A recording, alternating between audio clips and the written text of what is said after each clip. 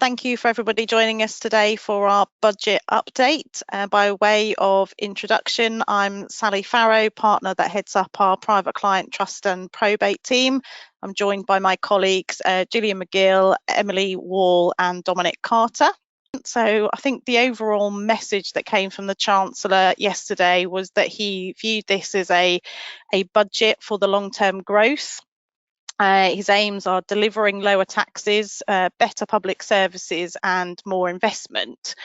Now, we'll go through the detailed tax measures, and I think it's fair to say for a lot of people, they will see some tax reductions. However, as always, the devil's in the detail, and there will be some people that are facing higher taxes as a result of some of the changes. Obviously, it goes without saying that the team here at Larkin-Gowan is here to help and advise. There's still, as always, we're still waiting for the detail on some of the measures to understand exactly what it's going to mean. So we will continue to be releasing further information in the coming weeks. Also, we shouldn't lose sight of a lot of these measures are due to come in from April 2025. We're obviously in uncertain political times. We do know we're going to be facing a general election at some point. The latest possible date for that is 28th of January 2025. So again, it gives us a bit of uncertainty. We shouldn't lose sight that there is a risk that some of the measures we discuss today may never actually be enacted if we end up seeing a change in government. Some people are saying that general election could be as early as May this year. So I think it's a case of watch this space. But we will now turn to the update and go through the measures as announced yesterday, and then we'll see what plays out. So I will hand over to my colleague Dominic Carter, and he will give us a company and business tax update. Thank you, Sally. I'm Dominic Carter, Business Tax Partner at Larkin-Gowan, here to update you on the company and business tax changes from the budget. So starting with corporation tax rates, we have confirmation that the corporation tax rates that were set for 2023 to 24 are going to be maintained for 2024-25 and for 25-26. So those rates are a main rate of 25% applicable where a company has taxable profits above £250,000, a small profits rate applicable of 19% applicable to companies with taxable profits below £50,000, and marginal relief applicable between these profits thresholds. Those are the limits that apply where a company has no 51% group companies, or as we are now, associated companies, to divide those thresholds by. Other points to consider, I'd like to highlight the impact of the change from having to consider 51% group companies to all associated companies under common control, which took place with effect for companies with an accounting period beginning on or after the 1st of April 2023. So those changes that came in then are applicable in respect of the division of the profit thresholds, which we talked about a moment ago, but also relevant for establishing the payment dates of the company, whether a company pays by the normal standard payment date of 9 months and a day from the end of its accounting period, or whether it may be within the quarterly instalment payments regime, QIPS regime, or the very large super QIPS regime. And now those regimes have effect where a company has broadly taxable profits of in excess of 1.5 million for normal QIPS, or 20 million for super QIPS.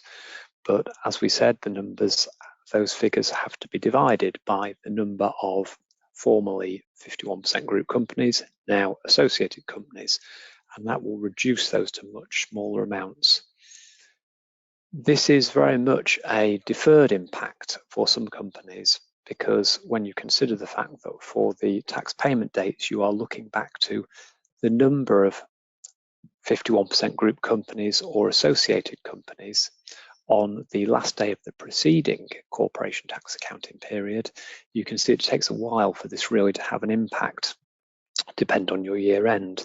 And allied to that, the fact that there is typically a grace year for the QIPS regime, So you've got to hit that 1.5 million divided by number of group companies or number of associated companies for more than 1 year before you're into it, and you can see why we are seeing a considerable increase, or anticipating a further considerable increase, in the number of companies that are having to pay their taxes earlier than their standard payment date.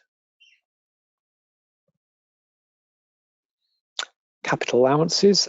A change that was announced in the budget was to the full expensing allowance, and I think it's important we just take a moment to recap what the full expensing does for a company. And I say company, it is only applicable to companies, and came in with effect from 1st of April 2023 in respect of qualifying capital purchases. It provides 100% upfront capital allowance arrangement for companies that are investing in new plant and equipment. This is the type of equipment that would fall into a main pool and attract allowances at 18% ordinarily.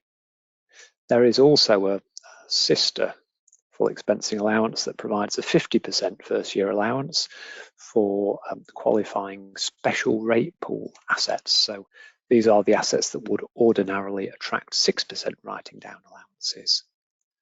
But there are some restrictions that attach to the full expensing regime. It can only apply to new unused assets. It does not apply to cars, and it does not currently apply to equipment that's acquired for the purpose of leasing to somebody else. And leasing or hire is a very broad definition, and certainly HMRC's interpretation of that is very broad. So the change that the government's announced is that the full expensing allowance we've said on the slide, may be extended to leased assets leased to another person. This is, like many of the measures, subject to a technical consultation on the draft legislation that the government will bring forward, and it will apply when economic conditions allow, so it's not immediate. This would be a distinguishing feature for the full expensing allowance compared to, well, the super deduction, its predecessor, and also the full expensing allowance as it currently operates with this restriction still in place. Full expensing allowance, as we say, currently does not extend to assets acquired to lease. As with full expensing generally, the change is most likely to benefit companies with plant and machinery expenditure over £1 million, because £1 million, as you may recall, is the limit for the annual investment, which is a slightly more flexible way of achieving 100% deduction. And even for companies that this has a positive benefit for, the annual investment allowance is still a very beneficial thing, because it is not subject to the balancing charges which arise on a sale of fully expensed assets. The AIA also provides 100% relief in year one for special rate pool expenditure, whereas we've said that the full expensing allowance only provides a 50% allowance, and the rest of the relief through 6% writing down allowances. And lastly, the AIA applies to sole traders and partnerships, unincorporated businesses, as well as companies. So our first poll question is, would your company consider acquiring assets for leasing out if 100% first year allowance was available? Yes or no answer.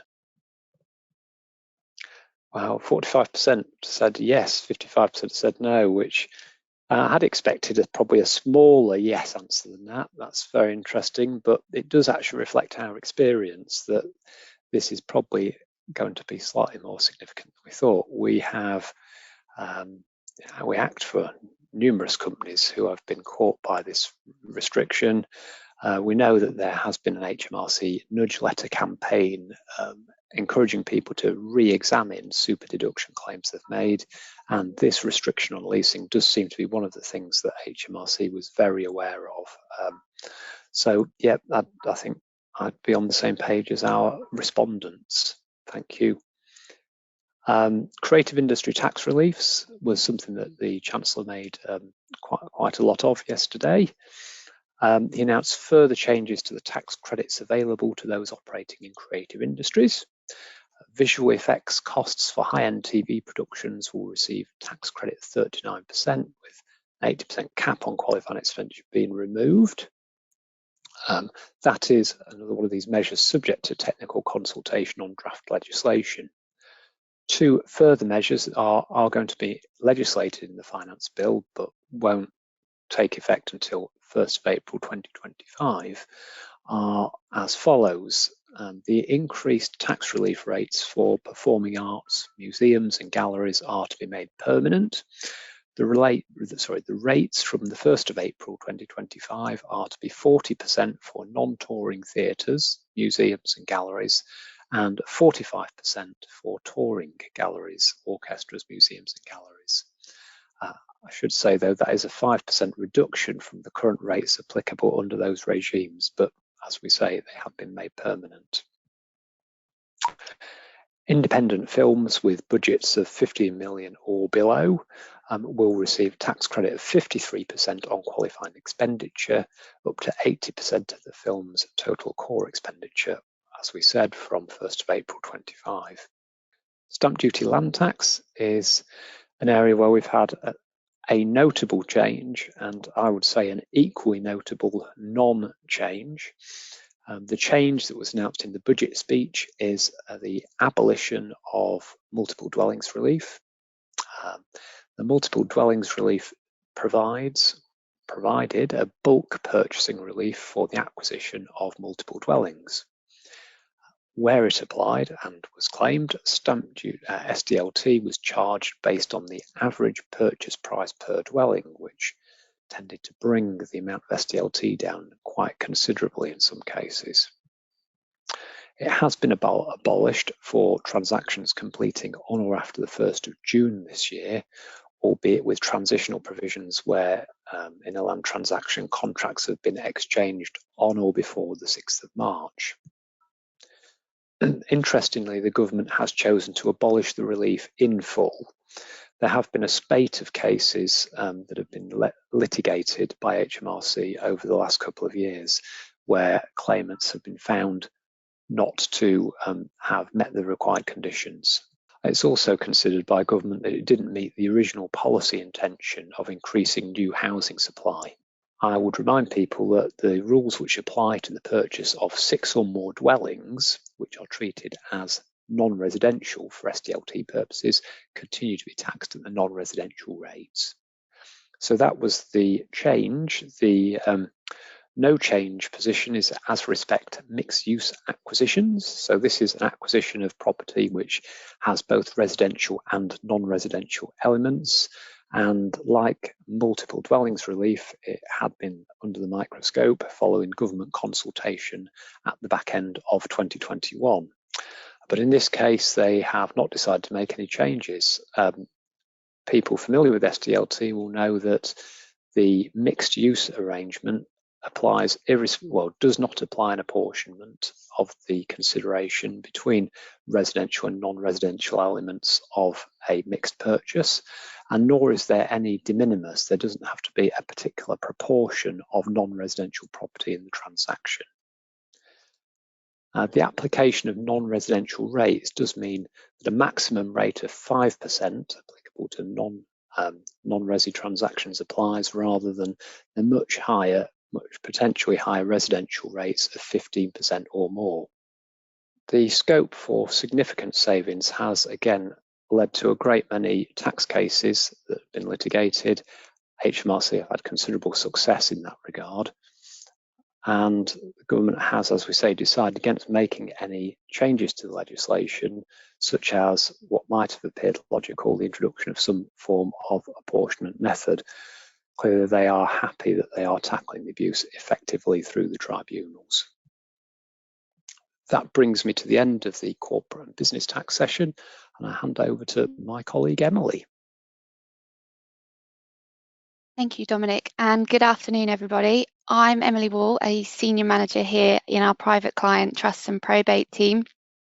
My primarily focused on our advisory services for individuals and trust. Well, where do we start with such a busy budget for private clients? There were some rather impactful changes announced yesterday. So we're going to start with some of the smaller items on the agenda. So for national insurance, having already reduced employee national insurance from 12% to 10%, with effect from the 6th of January this year, the Chancellor announced a further reduction to 8%, with effect from the 6th of April. Similarly, national insurance for the self-employed was previously announced to be reducing from 9% to 8% from the 6th of April this year. This is now set to reduce even further to only 6%. Class 2 national insurance was £3.45 per week for those with profits above £12,570. This was also already announced as no longer being payable, other than for those with low profits who wish to make voluntary contributions to secure their benefit entitlement. Moving on, also announced was an increase to the high income child benefit charge threshold, which was previously at £50,000. This will now be £60,000 from April 2024. The clawback will now be calculated based on 1% for every £200 of income above the threshold. Previously, this was based on 1% for every £100 above the threshold. Therefore, a full clawback of child benefit will now apply to incomes over £80,000 compared to those previously, which was £60,000. These changes are believed to take 170,000 families out of the high income child benefit charge, according to government statistics. While this does go some way to helping families, some analysts believe that the increased thresholds are not high enough when taking into account inflation. It's possible worth noting here that also the government are looking to apply this change to household income as opposed to the individual's income going forward, and will be opening a consultation shortly with the aim of having this in place by April 2026.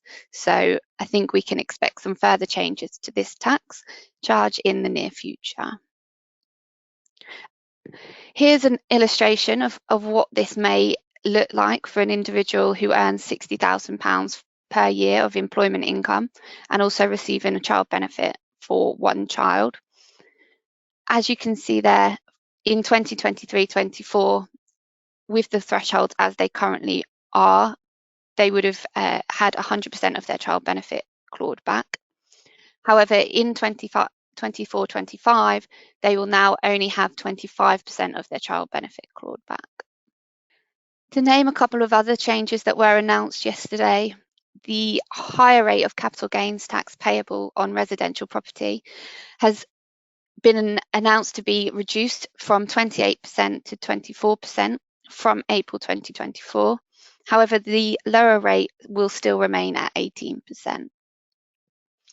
In addition, we've now had updated guidance for the deductibility of training costs for the self-employed. This measure was previously announced in the autumn budget 2023, and further details can be found on the government website. The scope of agricultural property relief, commonly referred to as APR, will also change to now only be available on properties situated within the UK from April 2024. Previously, this relief was able to be claimed on properties situated within the UK, the European Economic Area, Isle of Man and Channel Islands. In addition, there was possibly some welcome administrative changes introduced from April 24 for personal representatives of estates. They will no longer need to have sought commercial loans to pay inheritance tax before applying to obtain a grant on credit from HMRC. So this was a big announcement in the budget yesterday, and one which had been rumoured prior to the Chancellor's announcement. The regime in its current form will be abolished from the 6th of April 2025 in respect of non-domicile taxes. It's worth noting again here that all changes expected are to apply after a general election, and therefore there could be changes seen ahead of the 6th of April 2025. In order to be eligible for this new regime, individuals must have been non-UK resident for a consecutive of 10 consecutive years, as per the statutory residency tests. If eligible, foreign income and gains will be subject to 100% relief from UK income tax, and those gains and income will be able to be brought into the UK without any additional tax charge. This only provides you a brief overview of these new tax changes, and there are much more detailed rules regarding trusts and the transitional arrangements that have been introduced for those that are already resident in the UK. We'll be looking to run a separate webinar on these changes, so please keep your eyes peeled for this to be announced. Another big change here was regarding the abolition of the furnished holiday let property regime, with the current rules offering a preferential tax treatment for furnished holiday let properties no longer being available with effect from the 6th of April 2025. They've also introduced anti-forestalling rules, which will have immediate effect, although we are waiting further details on how these are to be applied. We do suspect that these are going to be in relation to capital taxes. Generally, the published detail of this abolition are reasonably vague at the current time, but we thought it would be useful as a reminder of the current benefits that are in place. So, furnished holiday accommodation is defined as property within the UK or the EEA, which is rented on short-term lets for continuous periods of 30 days or less for a minimum of 105 days within a period, and must be made available for such lets for a minimum of 210 days. Therefore, these rules capture both the typical holiday let and other Airbnb arrangements. Under the current regime, an FHL offers some income tax advantages over your standard rental property profits, such as mortgage interest relief for non-FHL properties is available as a 20% deduction against the tax liability, whilst a full deduction against profits is available for FHLs. Capital allowances are also available for furniture used for FHLs, whereas relief is only available for replacement items on your normal rental properties. Where non-FHLs are jointly owned by spouses, profits need to be shared either 50-50 or based on actual ownership, whereas those who own FHLs have the flexibility to vary the profits year on year. Furnished holiday lets also attract beneficial reliefs against capital gains taxes, such as, so FHLs have the eligibility for business asset disposal relief upon the disposal of the property. This allows for a reduced rate of capital gains tax of 10% rather than the 18% or 28% for higher rate taxpayers, soon to be 24% as noted above. A gift of an FHL may also be achieved without an immediate charge of CGT by claiming gift holdover relief. In addition, there is the possibility to roll over realised gains from other qualifying business asset disposals into investments into furnished holiday lets. This allows for no CGT to become payable at the time, but instead defers the chargeable gain until the newly acquired asset is sold.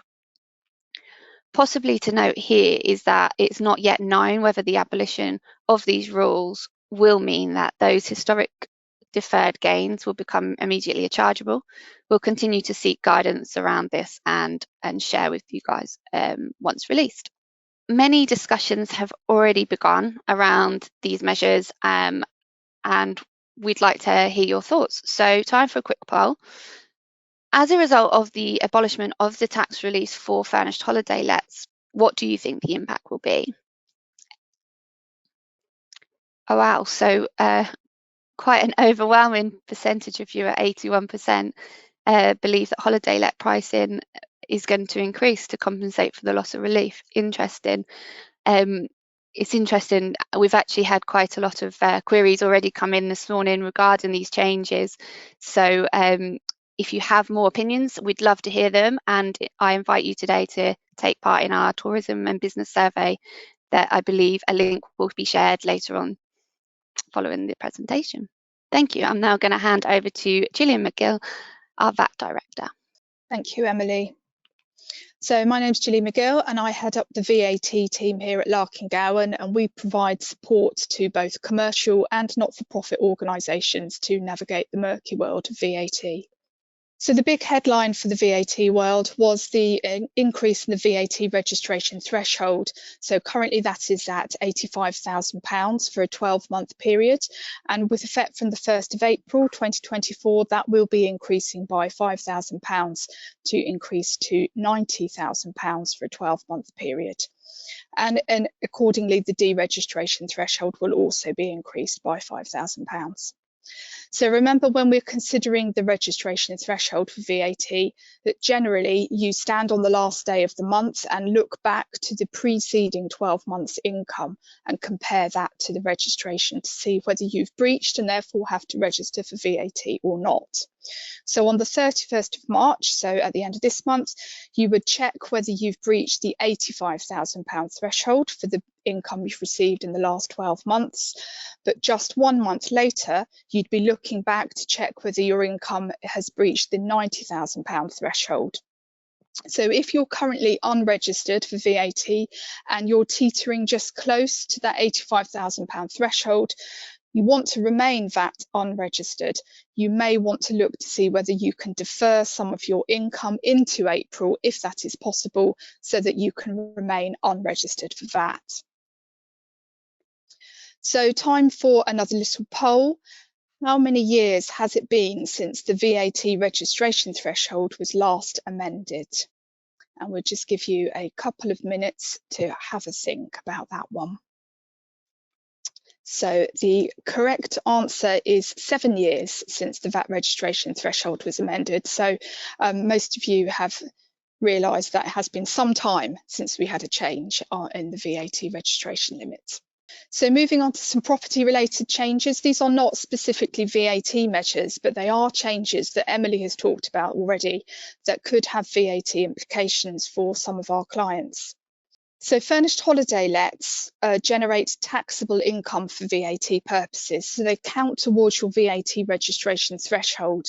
And if your furnished holiday let income is in excess of that registration threshold, you have to VAT register and then start paying over VAT on your furnished holiday let income. By being VAT registered, though, you are able to recover the VAT that you incur on costs in relation to that furnished holiday let activity. With the change in the removal of the beneficial furnished holiday let tax regime, there may be a motivation for some businesses to cease their furnished holiday let activities, so move away from perhaps doing Airbnbs and instead let their properties on perhaps assured short hold tenancy and a more common rental property arrangement. Now, for VAT purposes, what that will do is change the VAT liability of that income from being taxable, i.e. subject to VAT, to being VAT exempt. So no VAT would need to be paid over on that income after the change. And likewise, no VAT would be recoverable on any costs incurred in relation to that property, because it's now going to be generating VAT exempt income if you choose to move away from furnished holiday lets. If that's your only source of taxable income, and that has now ceased because you're no longer providing furnished holiday lets, then you would have to cancel your VAT registration. What that might also mean you need to think about is the capital goods scheme, and that will impact you if you have spent £250,000 or more plus VAT on that property within the preceding 10 years. So if you then change from having fully taxable income arising from the property to exempt income, and or you have to deregister for VAT purposes, you may find yourself in a situation where you have to repay some of the VAT that you've previously recovered in relation to that property. Now, that's likely to impact you if you have spent a lot of money on things like extending the property or large-scale renovations of the property within a 10-year period. Emily also talked to us about the reduction in the capital gains tax rate for residential dwellings. So if that prompts you to perhaps think about selling a residential dwelling that you have previously used as a furnished holiday let, again, you may need to think about whether the capital goods scheme will impact you and require you to repay some of the VAT that you've previously recovered in respect of that property. So do take some advice if this is going to impact you, because there are multiple factors to think about here.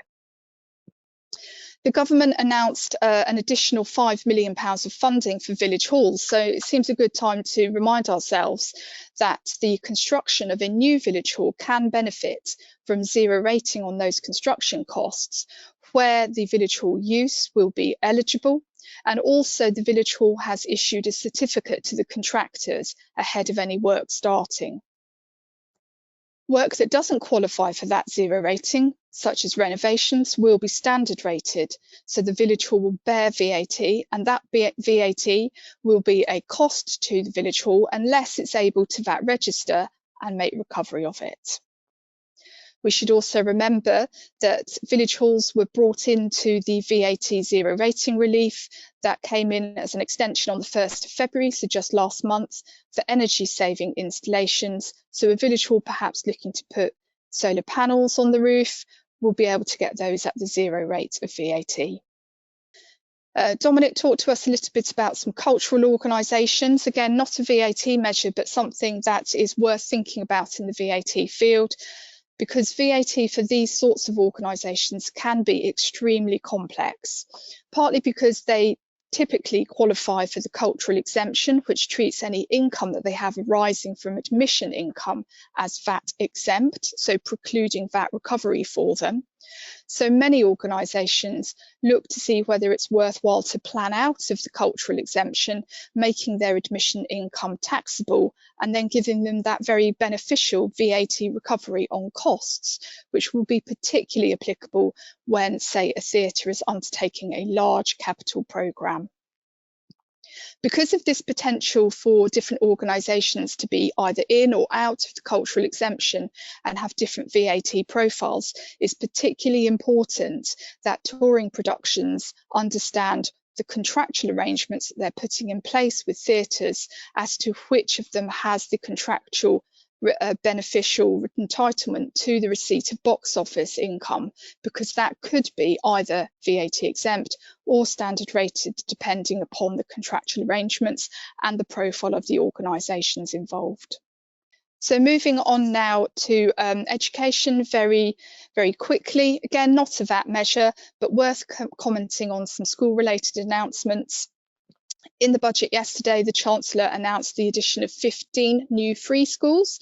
Now, from a VAT perspective, they fall within the extremely favourable academies regime, which gives VAT recovery to unregistered academies for the costs that they've incurred in delivering their core education provision.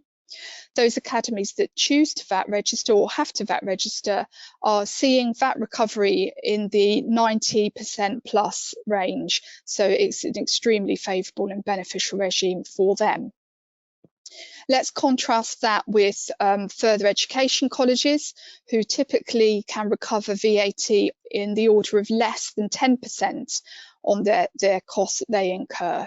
Further contrast then, and looking ahead to the general election that Sally has mentioned, and to Labour's proposed changes for independent schools and the potential for VAT to start to be applied on those school fees which are currently VAT exempt and would appear to be standard rated if that manifesto pledge does come to fruition.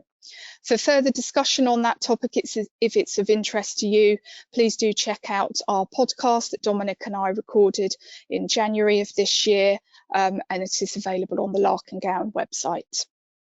So that comes to the end of the formal part of our presentation this morning, and I'll hand back to our chair, Sally Farrow, now for some questions.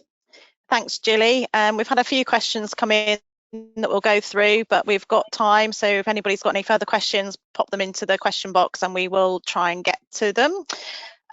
So first question, I'm not sure who else on the panel will want it, so I will answer it myself. So somebody has mentioned that the Chancellor announced that they are extending the recovery loan scheme and transitioning that into a new scheme. So they're just asking if we can give a bit of an outline and the sort of like the timeline. So this is the new growth guarantee scheme that's being introduced, and that's going to run through till March 2026. It will see the scheme will offer a 70% government guarantee on loans to SMEs, and that will be up to 2 million in Great Britain or 1 million in Northern Ireland. So they're sort of the headlines. Again, I'm sure there's more detail, and we can pick that up offline if need be. So then turning to other questions. So what have we got? Let's start with one for you, Gilly. Just trying to get your thoughts really. Is the increase in the VAT registration threshold a welcome change? I think, in short, it depends who you ask. The VAT registration threshold that we have in the UK of 85 going up to 90,000 is unusually high, and there is an acknowledgement, I think, amongst economists that it does create a real cliff edge for businesses where they're sort of in a growth mode and they might stop trying to grow quite so much because they don't want to have this big drop off once they VAT register and have to start charging VAT on their prices and accounting for that to HMRC. There are two schools of thought, and both have been campaigning quite hard in the run-up to this budget. One is that we need to increase the VAT registration threshold to something above £100,000, so giving quite a lot of headroom there for businesses to grow. And the other school of thought is that we need to radically reduce the VAT registration threshold to somewhere, 30,000 or even less, and bring us more in line with EU member states. So that £5,000 increase pleases nobody, I expect. Great. Right, one for you, Dominic. Somebody says, my company has a 31st of December year end. I own two other companies, 100%. How will the associated company rules you talked about affect their tax payment dates? Oh, it's a really good question. I don't think there's quite the amount of information in the question to answer it fully, but in terms of tax payment dates, I think what we can say is that previously, and I'm taking it that these three companies are not, none of them are part of a group, they're all standalone companies. In considering how much the various thresholds, and in particular the 1.5 million threshold, profit threshold for quarterly instalments, has to be divided by to compare with the taxable profits, there wouldn't have been a need to divide that by anything because there were no 51% group companies for any of those three companies. They're all separate. Under the associated company rules, you would have to consider all three of those companies if they're all owned 100%, or indeed if they're all controlled by the questioner. So as a result of that, the 1.5 million threshold would be divided into three. So for any of those companies whose taxable profits exceeded £500,000 in a year, the expectation would be that they would have to pay their quarterly their corporation tax by quarterly instalments. The quarterly instalment dates being the 2 before and 2 after the accounting year end. So the 14th day of the 7th, 10th, 13th, and 16th month from the beginning of the year. I guess the complicating factor to that, though, is that ordinarily you have to exceed those limits for 2 years running. There's a grace year the first year. And also you look back at the last day of the accounting period before the one that you're in. So just to try and think, we said a December year end. So December 2023, you're looking back at what rules were in place in December 2022. So no need to divide by anything. You're looking at 1.5 million to be in QIP's territory. Move forward to the year we're currently in, ending 31st December 2024, you'd be looking back at the position on the last date, 31st of December 2023. So you'd be looking at associated companies in this case. You'd have 3 associated companies, but if that was the first year you exceeded the threshold, which for this period would be 500,000, you'd be in your grace year, so it wouldn't be until a further year above £500,000 worth of profits that any of those companies would be at risk of falling within the quarterly instalment payments regime.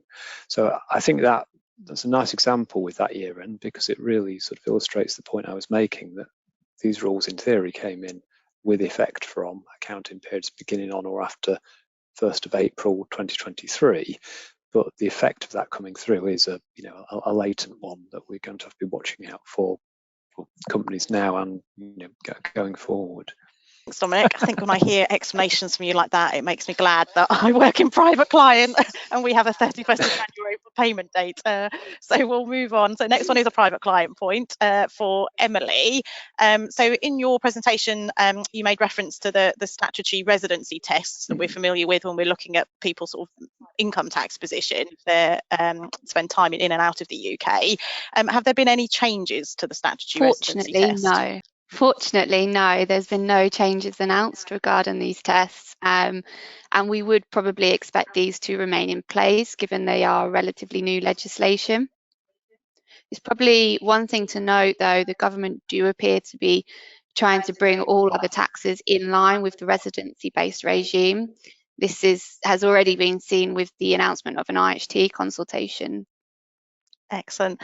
And so we're now on to our final question. So we do have time. If anybody's got anything else they want to raise, then say put it in and we'll do our best to answer. So this one is around the high income child benefit changes, and similar to a question that Gilly had earlier, really just getting your views, Emily, on whether you think this is a welcome change and does what was needed, really. Yeah, so I think for some it's naturally going to be welcome because they're going to fall out of charge here with the increased threshold.